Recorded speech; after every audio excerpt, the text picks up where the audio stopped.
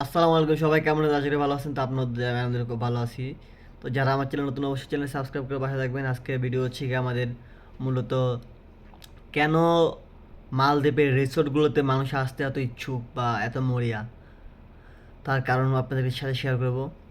মালদ্বীপের রিসোর্টগুলোতে আসতে এত মরিয়া তার কারণ হচ্ছে কি, মালদ্বীপ হচ্ছে একটা ট্যুরিস্ট কান্ট্রি। তো ট্যুরিস্ট স্পটে আপনার যদি ট্যুরিস্ট ঘুরতে আসে, তাহলে আপনাকে অবশ্যই টিপস দিবে। আপনি যদি রিসোর্টে কাজ করেন, তাহলে আপনার জন্য টিপস বরাদ্দ থাকে। কারণ হচ্ছে কি, রিসোর্টে আপনার বেতন যদি হয় $300, আপনার টিপস পাবেন $600।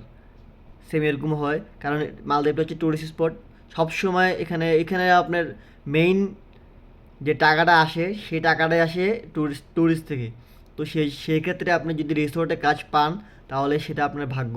কারণ আপনার মাসে প্রায়, যদি আমি বাংলাটাকে হিসেব করি, প্রায় 1 থেকে 1.5 লক্ষ টাকা, 1 থেকে 1.5 লক্ষ টাকা না হলে 1 থেকে 1,20,000 টাকার মতো আপনি মাসিক ইনকাম করতে পারবেন একটা রিসোর্টের বিষয়।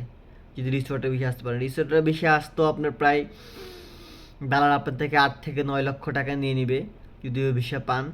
কারণ এত টাকা লাগে না আসতে রিসোর্টের বিষয়ে, রিসোর্টের সব কিছু কোম্পানি প্রোভাইডেড করে, কিন্তু দালাল চক্র এই জিনিসটাকে পুরোপুরি খেয়ে নেয়।